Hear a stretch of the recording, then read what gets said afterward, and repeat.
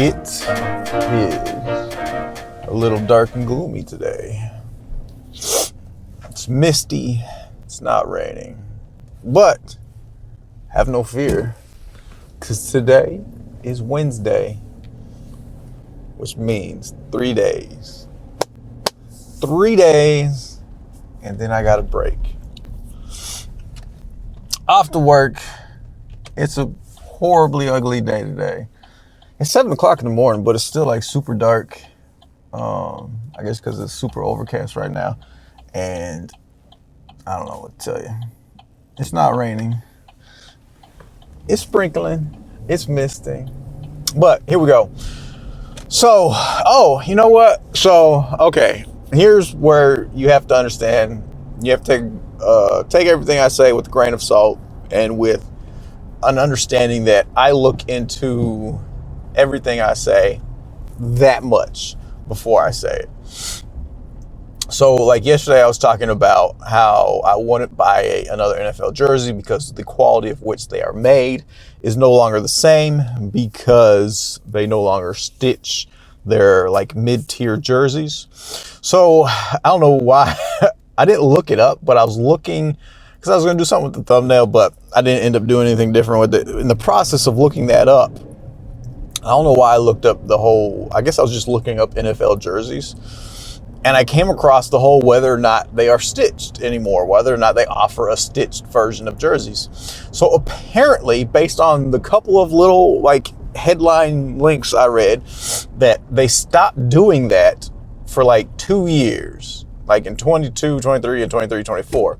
But allegedly this year with the Nike elite jerseys, allegedly they have started doing the stitching again. So theoretically speaking, I could go into a Dallas Cowboy pro shop and get me a stitched jersey if I really wanted one. So my goal this weekend is to go to a Cowboys pro shop or some sort of sporting goods store and see if they do offer the stitched jerseys. Not that I would buy one.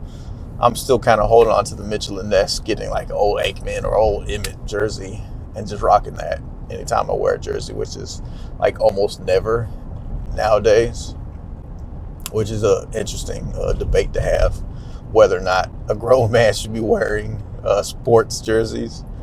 I think there's a time and place for everything, especially if you're going to a sporting event, but just to wear it like outside, like I used to wear them to school like all the time when I was a little kid, like in elementary school. Speaking of which, elementary school, this was something I've thought about this my entire life, going all the way back to elementary school. And mind you, I'm 43 years old now, and I still think about this because I still don't know. Growing up, one of the things you always got asked in elementary school, and you got asked versions of this because it became more of a priority, but in elementary school, the standard question was, what do you want to be when you grow up? And of course, a little kid will always say, I want to be a police officer, I want to be a doctor, I want to be an astronaut, I want to be a fireman, those types of things. I was probably that one kid that never knew how to answer that question, or not that I didn't know how to answer, I just didn't have an answer for that question. It's like, I don't know what I want to be when I grow up. I think my standard answer was I want to be a football player, or I want to, be some sort of athlete, which of course did not happen. But that was always a question you always got asked in school. And of course, that question changed the older you got and, the closer you got to graduation. In high school, it wasn't, what do you want to be when you grow up? It's, what are you going to go to college for? And you met with your counselor, and they're supposed to give you information and advice on what to major in college and help you out with that process. And I didn't know what I wanted to do when I was getting ready to graduate high school and go into college. And quite frankly, I hated school. In elementary school, it was cool. It was whatever, color cut and, glue stuff to construction paper, whatever. Who doesn't like that? Middle school, I was always a good student, always a good kid. Middle school, I don't really remember anything about it, but in high school, I remember fairly distinctly, and I know I absolutely hated high school. And I moved from my freshman and sophomore year, I was in the Dallas area. And then for my junior and senior year, my family moved down to the Houston area, and I finished high school in Houston. But I remember especially, and I'm sure it had something to do with moving down to the Houston area, that junior and senior year, I absolutely loathed every second of being in school. I didn't want to be there. I did the absolute bare minimum to graduate. And like I was just skating by on the skin of my teeth. The one thing that saved me going from Dallas to Houston area is that for whatever reason, the schools, the junior high that I was going to in the Dallas area, like I accumulated way more credits for graduation than what is required in the Houston area. So I had like double the amount of credits I needed by the time I got down to the Houston area. So by the time I was getting ready to do my last 2 years of high school, like I did like half a school day in the Houston area because I had so many credit hours coming from where I was that I would go to school and then lunch would hit and then I would just go home at lunch because I didn't need to be in any more classes for the rest of the day because I had so many hours. So that was the one thing that I liked about it. But for everything else, I was just like, I hate being here. I hate doing this. I hate coming to school. I hate these classes. And I was just like, I don't know what I want to do in college. I know I don't really want to go to college because I hate school. So I know college is just an extension of that. But of course, my mother and father both graduated from college. My dad, he had a good career in computers. He was some computer programmer. So he had a successful career. My oldest brother, he went to college, went to the military. My older brother went to college. So, everybody in my family went to college. So of course the expectation, it wasn't even an expectation. It was just an understanding that I will be going to college. And I had no idea what I was supposed to do to go to college. And because my grades were god awful my last 2 years of high school, there was concern from my parents. I didn't know anything about it, that I wouldn't be able to get into a good college because my grades were so bad. So, which was just a huge point of contention. So, long story short, I take the ACT, the end of the year, like high school test that determines like what college. It's like a college entry exam, I guess. Most people take the SAT, but there's also a test called the ACT, at least when I was in high school, that's what it was. And it was kind of, my parents were like, you can take the ACT because you suck at school and you're probably not going to get a good SAT score. So this will give you better chances. So I was like, okay, whatever, I don't care. So in other words, my parents didn't believe me. But I took the ACT and I don't like school, I don't care about school, but taking a test has always been a very easy thing for me to do. I've had to take multiple certification tests to be a teacher I have 4 different certifications, maybe 5 now. And I've never studied for any of those tests. I just took them and passed them on my first try. So same thing with this ACT test. I took it and I get like literally off the charts scores on especially English and like a couple other things. It was like, oh my God. My scores were like in the top like whatever percent. So because of that, there's this college in Cedar Hill that doesn't even exist anymore called Northwood University. It's like a little private business college. But they came to my high school to do recruiting, I guess. But they offered me a scholarship, an academic scholarship, just based on my high ACT scores. I was like, okay, well, they're offering me a scholarship. They're going to pay for some of my college, so I'm just going to go there. And of course, my parents were totally on board with that. They're like, okay, private business college, that's what's up. Scholarship, that's what's up. You did okay. So I was like, okay. Now, again, I have no idea what the hell I'm going to go to school for. But what was good about it is that because it was like a private business college, the focus was again on business. So they had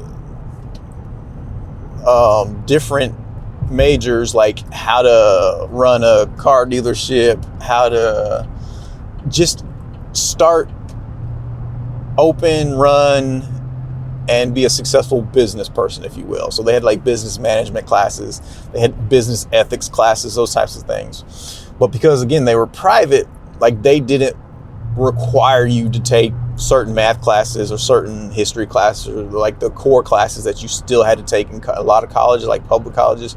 You didn't have to take those. So I was totally on board with that. So my major in college was sports and entertainment marketing management. Because I was like, at the time, I was like, oh, I like sports. I love sports. I'll go to school to be somehow involved with sports. And I was like, oh, I can be a sports marketer or sports promoter or like a sports agent. That's what I was thinking at the time. I get to college and I am in that school for 3 years. And when I tell you I accomplished nothing in 3 years, I accomplished nothing in 3 years. I hadn't even gotten my associate's degree. I was no closer to graduating after 3 years than I was when I first enrolled in the college.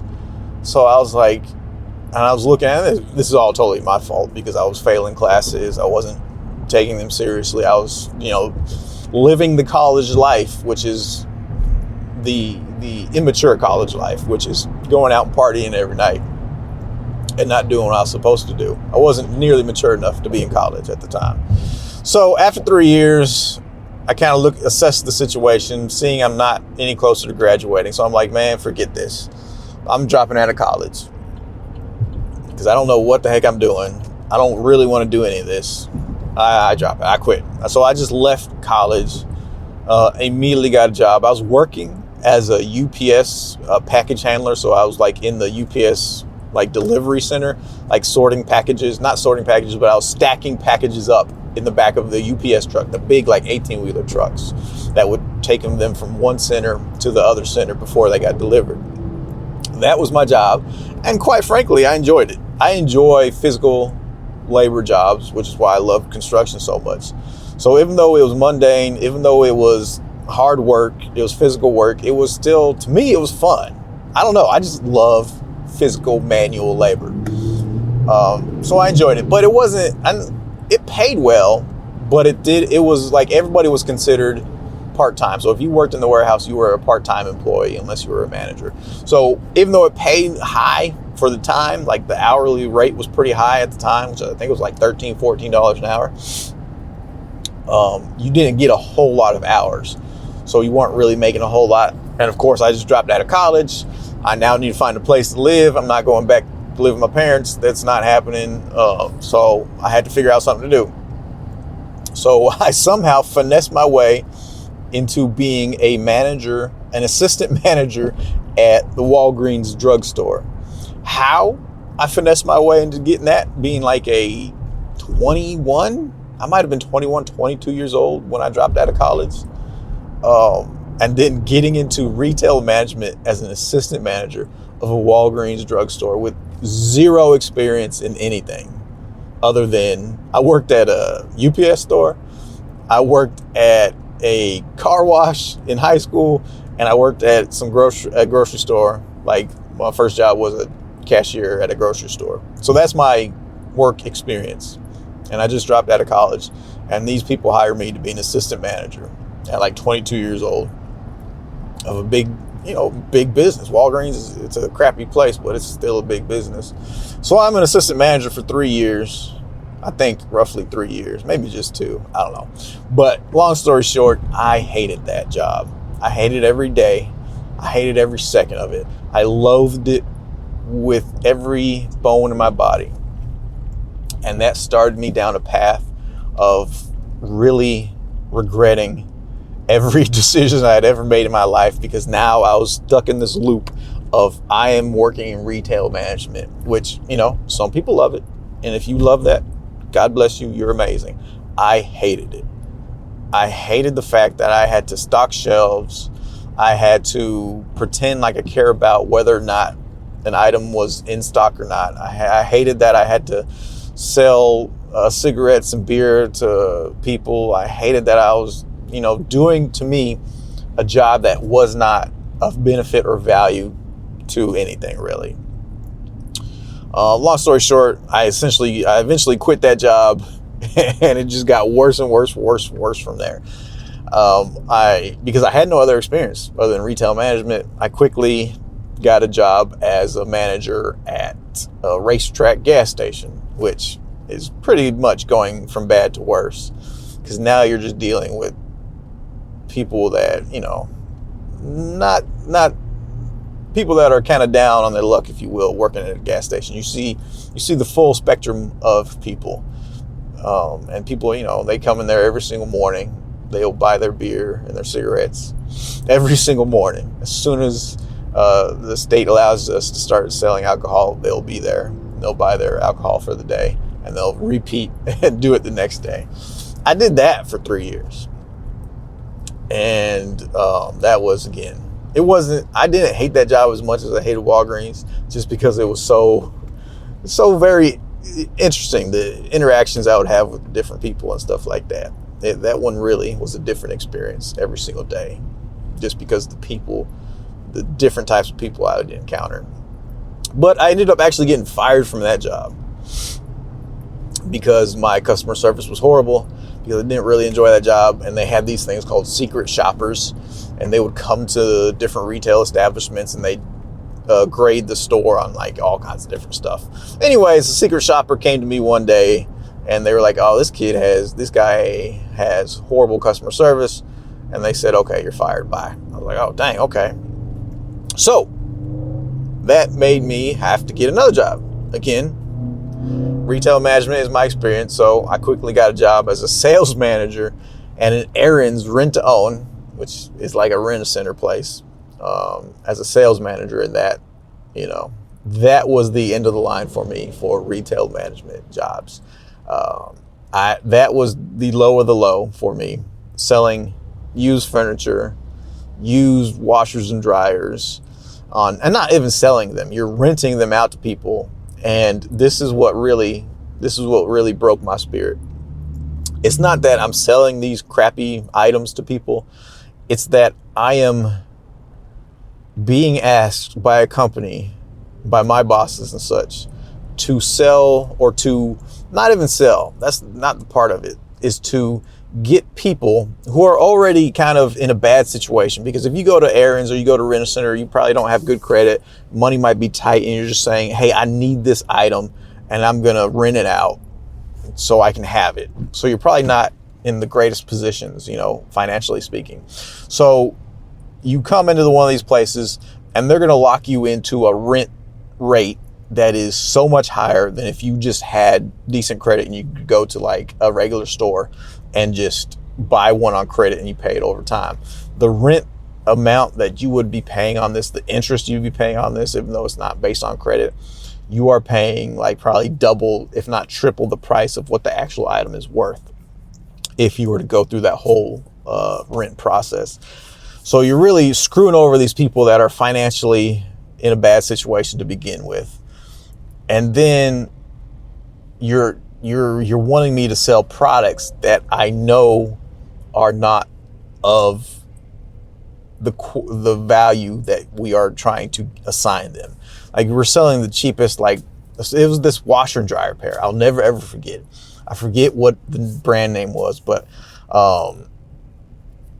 somebody wanted, I think we were trying to sell this one couple on this washer and dryer. And my manager was like, "Well, just sell them that pair. It's the cheapest pair." And I was like, that's a piece of crap.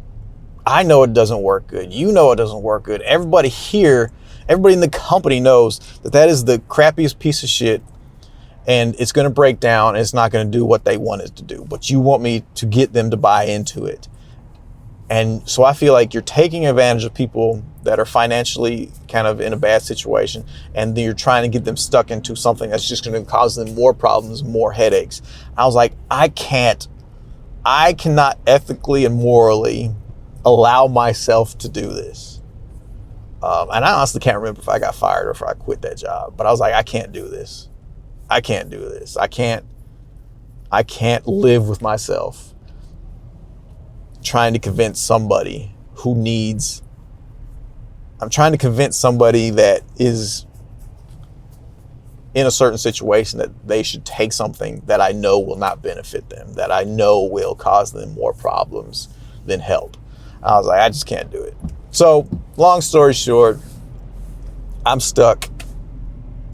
This is probably now almost, I did 3, maybe 7, almost 8 years of retail management. And I was like, I can't keep doing this. I can't go to another retail establishment and be like, I'm passionate about being a manager here.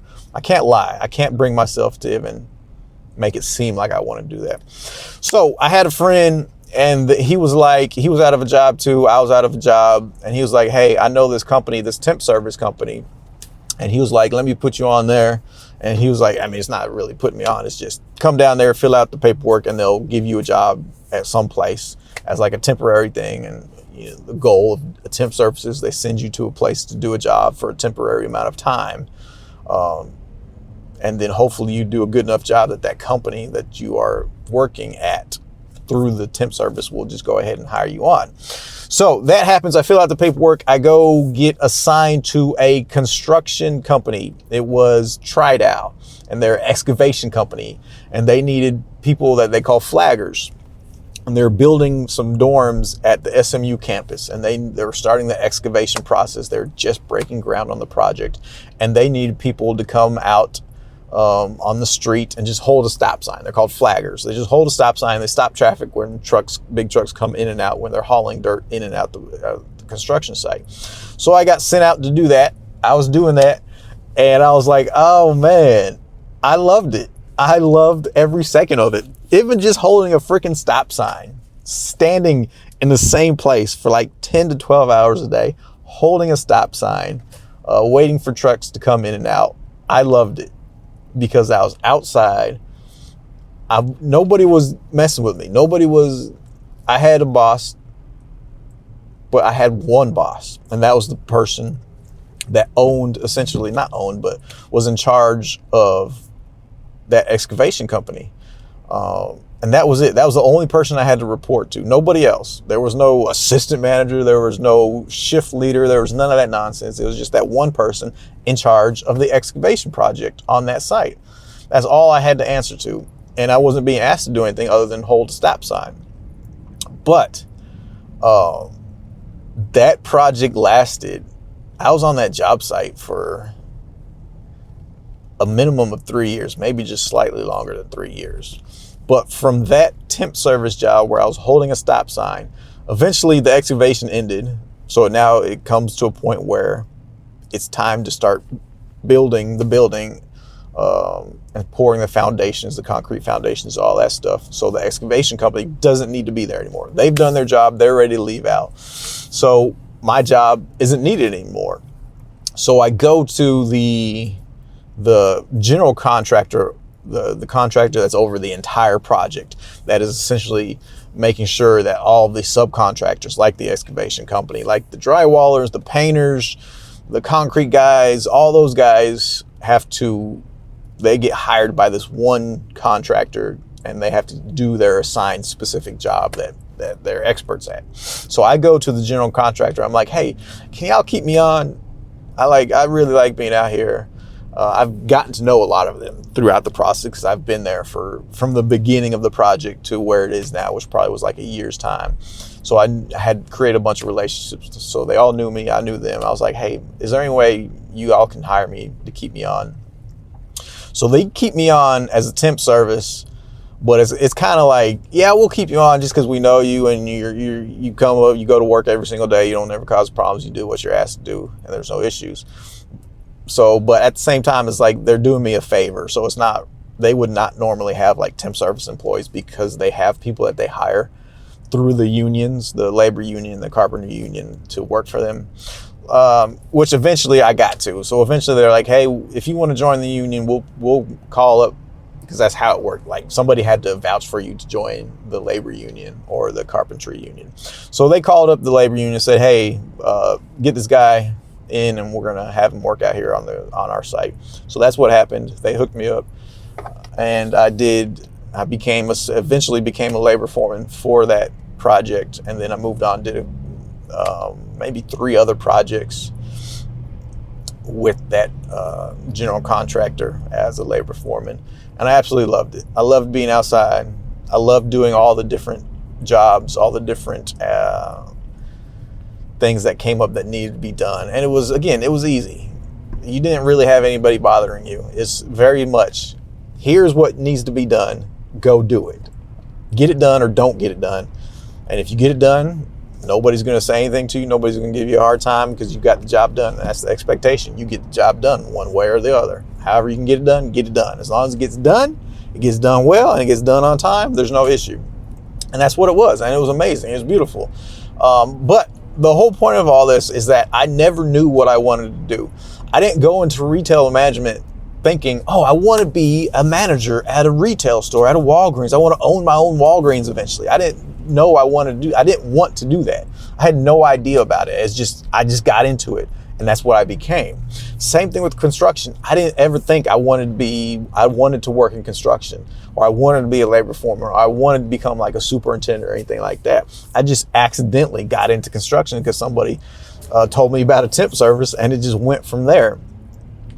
And as I was working in construction, it's a lot. It can be a lot. It is certainly a young man's game in that if you work for a big general contractor, it's all about that job. And it has a specific deadline. That job, that company, that general contractor told SMU, the college, hey, we're going to build this for you, and we're going to do it. It's going to be done by this time, by this date. So that means that project has to be done by that date, or that company gets charged a lot more money for running late. So of course it has to be done, because of course they're not going to want to spend more money. So that means it is quite normal to work 6-7 days a week, and then work like I was working 70-80 hours a week. And there's no vacation time. You're not going on vacations throughout the 3 years I was there. You get the day of Thanksgiving off, and you get the day of Christmas off, and that's it. You're working every single day outside of that. And you're working all day, all night. It's pretty much from sunup to sundown. That's when the construction day starts and ends. As soon as the sun comes up, and it's a safety thing. Once the sun is up and we have light, we start working. Once the sun goes down, there's no light, we stop working. And then there's those occasions where they do work overnight and they have all these lights set up, and it's all just about safety and OSHA regulations and things like that. So that's your day from sun up to sundown, but I absolutely loved it. But it is very time consuming. It does not offer you time to be at home or to be with your family or anything like that. And the wife wasn't a big fan of that, even though it was really good money. And she was a teacher at this point. And she was like, hey, you need to finish your degree, go back, get a degree online, because now we're at a point where you don't have to go to college in person. You can go to college online, get your degree. And she wanted me to become a teacher. And I didn't want to finish my degree, but she made me sign up with the University of Phoenix. And truth be told, she pretty much did my degree for me. We would sit and I would do the bare minimum, just like I did all through college and high school. I did the bare minimum amount of work, and she kind of really filled in the rest to help to ensure that I got my degree. So I get my degree, and then this is all while I'm still working in construction. She wants me to become a teacher. And I hadn't really ever thought about becoming a teacher. It wasn't something I thought I wanted to do, but I just did it because she wanted me to do it. So while I'm working construction, I joined an alternative certification program. It's like Texas Teachers or something, to get a certification to be a teacher. I do that. I get my certification to be a teacher, and I apply sight unseen to this school that was being built in Fort Worth. It was a charter school. It was going to be the first year that was opened. And my wife knew the assistant principal at the time that was going to be the assistant principal. And this was like a last minute deal. The person that was going to be their 7th grade English teacher quit like right before the school year was about to start. So the principal puts out a message on Facebook saying, hey, I need a 7th grade teacher at this school, you know, like a week from school starting. So my wife reaches out and she's like, hey, my husband just got his certification. You think he might be able to apply? And the principal's like, yeah, do it. So I applied. I get hired. I didn't have an interview or nothing. I just applied and got the job just because they needed somebody. And that's kind of the state of education right now. They just need warm bodies. And I was a warm body at the time. But I had my certification, and it worked out for me because I became a pretty darn good teacher per the state of Texas, as I was a designated exemplary teacher from the Texas Education Agency.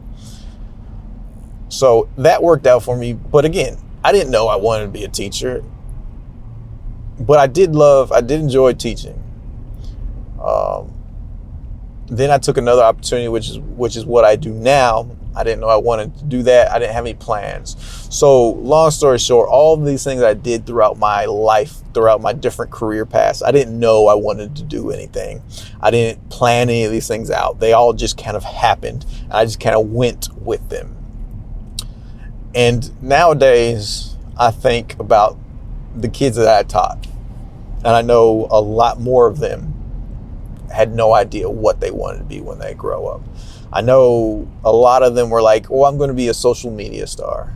I'm like, okay, that's cool, but how are you going to become a social media star?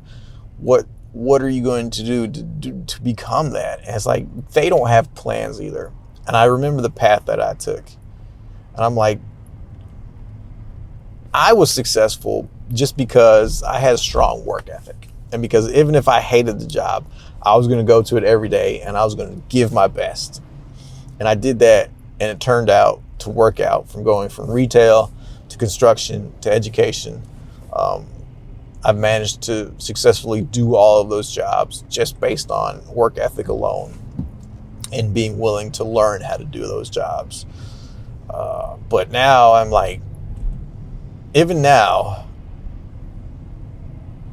I'm at a point where I'm ready for a different job.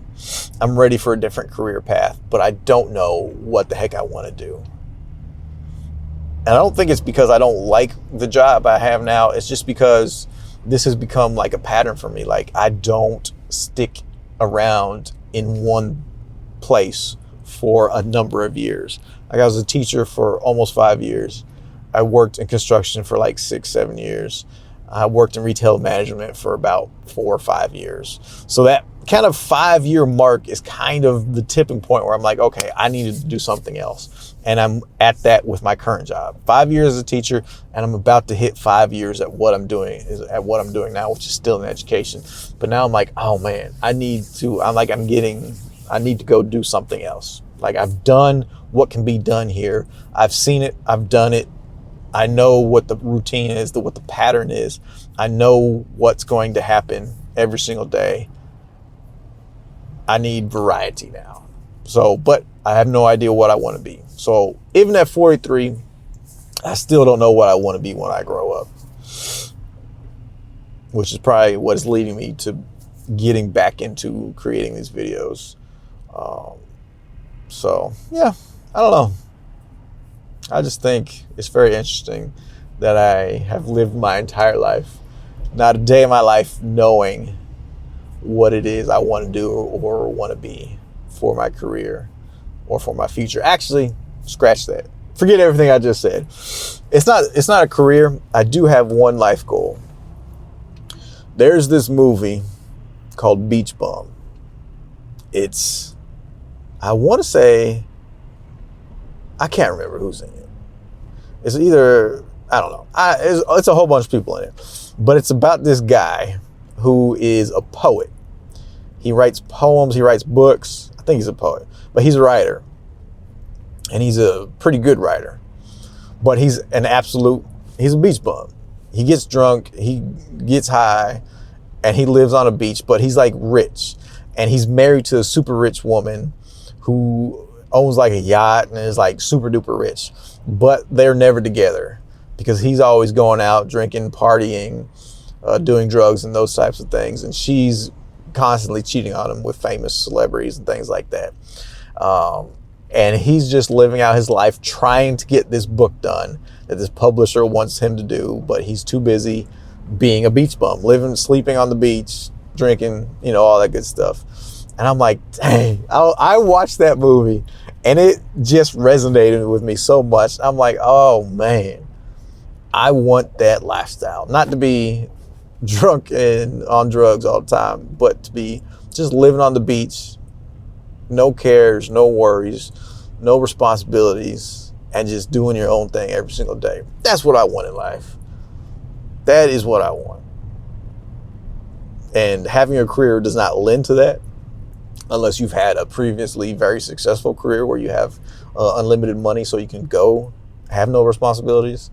But yeah, that's my dream come true. So if you get a chance, go watch that movie called Beach Bum. It's amazing. That's what I want to be when I grow up, a beach bum. Career-wise, I don't know what I want to do for a career. Anyways, it's been another beautiful ride to work. The wife ain't here. Tomorrow's Thursday. She'll probably ride with me to work tomorrow. Adios.